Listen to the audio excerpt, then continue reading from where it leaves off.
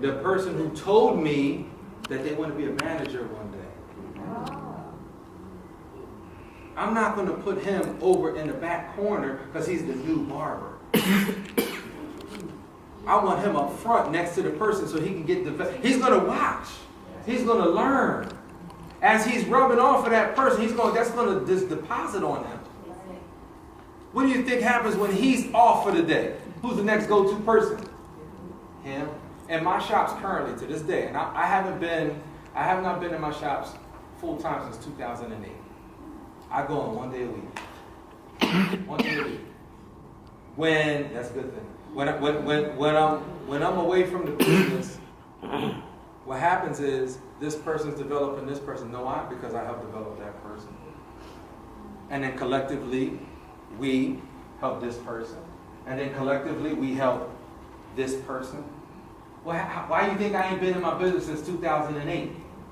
Because I've been developing people to run the business. Guess what else? I ask all of them, do you want to own it one day? You want to own it one day? And one guy's like, nah, it's too much responsibility. I don't want that. He like, yeah, because I'm ambitious. I'm an entrepreneur. Good. We're going to do a whole lot of stuff together. You might need to carry this bag for me real quick. I need to see how much you're willing to serve. My growth has happened because I served. Thank you, guys. My growth has happened because I served. And I understood the importance of serving. And because I began to serve people, doors continued to open. I didn't tell you guys in the beginning who I was and how I started in the industry. I will tell you in a second. But the reason why you can reposition, and remember, decor, draping. What do we say? You're going to drape or endow someone with class or rank and power them. I want to put that person in position that I know I can trust to run my business. Because one, trusting yourself, you understand the responsibility it takes to be in the front chair. If you got an ego problem, front chair, you ain't giving up that front chair. In order to grow, you have to let go. You can't have growth and total control at the same time. It just doesn't work. You have to be willing to let some stuff go and put people in a position to grow. As they're doing that and you're freed up, you have more time to do other things. Some of us got so focused on running our business from here that we forgot about 10, 15, 20 years from now. And then 10, 15, 20 years from now, you still want to be the baddest style. You ain't moving as fast as you used to. And now you got these young whippersnappers that think they know it all. Here's the problem, the culture shock and the dynamic. I'm old and experienced. You're young and you don't know nothing. Culture dynamic. You ain't even ahead of your time. You old timer. You don't know nothing. You don't know what's going on in today's society. It hasn't changed. This is the way we're doing it. So if you're OG in the game, you need to connect with a young person. If you're a young person, you need to connect with an OG. And the reason why you need to connect with, they're going to put you into some game that you're not familiar with. Yes. The young person going to try to get you on social media, and you're going to be like, I ain't doing that. I ain't got time to be Insta chatting and snapping, tooting, and Facebooking. I just made it all up. That's how they say it. They mess the whole thing up. I ain't doing no Snapbooking, no Instagramming. Facebooking. It's new technology. Facebook is the devil. I don't want nothing to do with it. Any church that doesn't invest in the young people, the church eventually dies. Just does. If you're not investing in young people, old people die.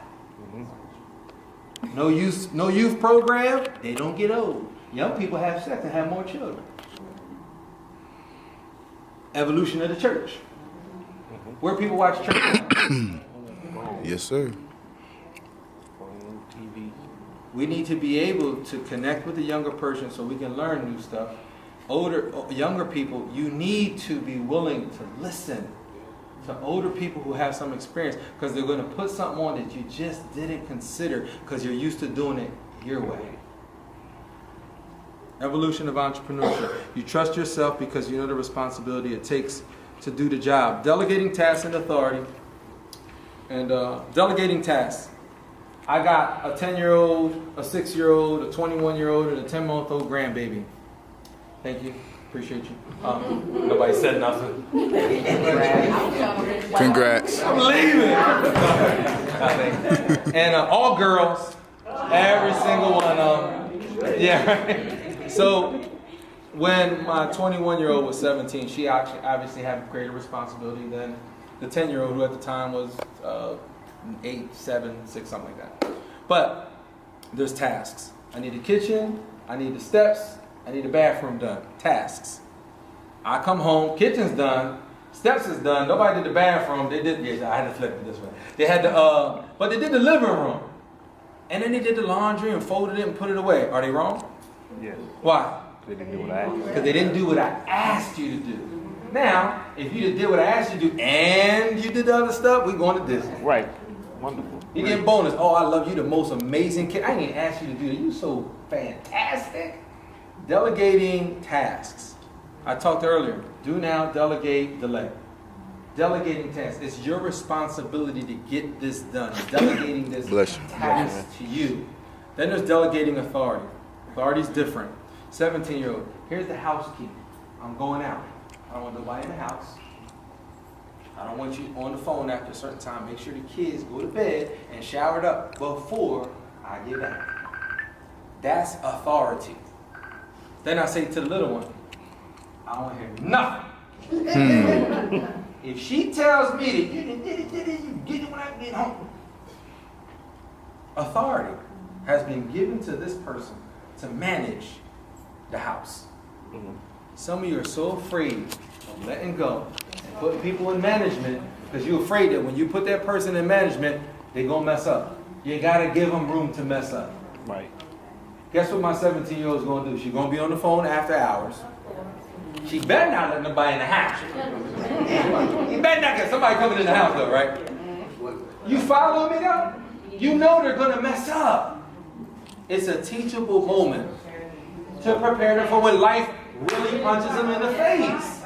Because then when they get out and they get their own apartment, and my daughter, she's learning it right now. She got a 10-month-old Velcro kid. She sit right here, glued. I try to grab her. Velcro. She hasn't given that responsibility for somebody else to love on. Right. You're the only person that can love me. She's learning it. I'm sitting back watching it. Delegating tasks, delegating authority. There is a difference. You need to identify what they are. And you can trust the people that you're doing it with because you trained them. And the reason why this stuff is important that we're talking about, and I'm going to get to some Q&A in a second. The reason why this is important is because you want to create a self-managing system. I told you all, I have not been in my shops full-time since 2008. 2 shops, 16 barbers, 4 stylists. I got a barber school, fully accredited, the only barber school in the Philadelphia area. We have 40 students in the day, about 38 students in the daytime, 2 instructor trainees that are students coming to train. We got 6 instructors, we got 4 or 5 different admin, and we have 15 students at night. I don't have time to be in the barbershop, but I'm growing. We're currently looking at 2 different locations, either expanding and going up or getting a new location. How do I do? I'm positioning my teachers and my admin to run the school while I'm not there. Because I've been putting a little bit of myself inside of everybody and position them to do the job. Some people can't do the job. My one instructor told me when I first hired him 3.5 years ago, he said, I want to become the campus director. I want to be a director of education. I just pulled him to the side the other day. It wasn't a meeting, we just pulled him to the side. I said, listen, I'm confident that you will make sure everybody's attendance is in. I'm confident that the curriculum is going to be followed. I'm confident that you're going to be able to make sure the test scores is in. I'm not confident that you can run the school the way it needs to be run. You lack ownership. And he looked at me. I said, you got all these great qualities. You lack ownership. You're still concerned what people say about you. You want to be everybody's friend. Mm-hmm. Because when a student doesn't have a uniform on, he come over and look, I got told about 3 times, you don't have to choke this girl. Well, go choke her then. Why are you telling me? I mean, I don't mean that. But it's your responsibility. It's your classroom. He said, well, you know, in all honesty, they're your rules. I said, this is exactly why you're not in a position, as I expand and grow to the next location, I'm not going to be considering you to be my campus director.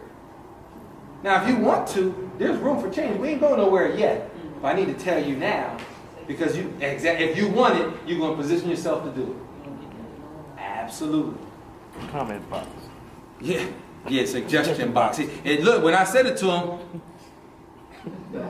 he can't handle it. You gotta be able to handle when people are honest with you. Tyreek, you don't listen enough. I know I'm always talking. But I sit down and listen. I can't listen. It's just, if I'm in front, I'm talking. You know, I heard what each one of you who earlier on said what you wanted to say and talk about. I paid attention. I caught it. So it's interesting. Here's what it is with your business. I don't care if you don't like McDonald's. I'm just using that as an example. You might like Chick-fil-A. They close tomorrow. Walt Disney experience. When you go to Walt Disney, every single one of your senses are affected. What you see, what you hear, what you smell, what you feel, right? And what you taste. Everything. It's all affected. You can do the same in your business. I know when I was a kid, the way that barbershop affected my taste, he got a Tootsie Pop. I knew I was going to get me a Tootsie Pop when I left as a kid. I like certain Jolly Ranchers, the gumball machine, just little things. You know, people are being creative, and some of them, they're just too creative, like giving out beer and drinks and all that, and not charging for it. They charge the same price as the guy down the street.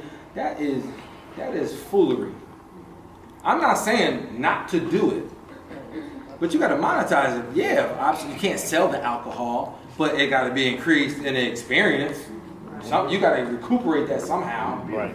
You can't be doing $20 haircuts, giving out free alcohol and product and all kind of stuff, and the guy down the street, he cut better than you, charging $20. Those are gimmicks.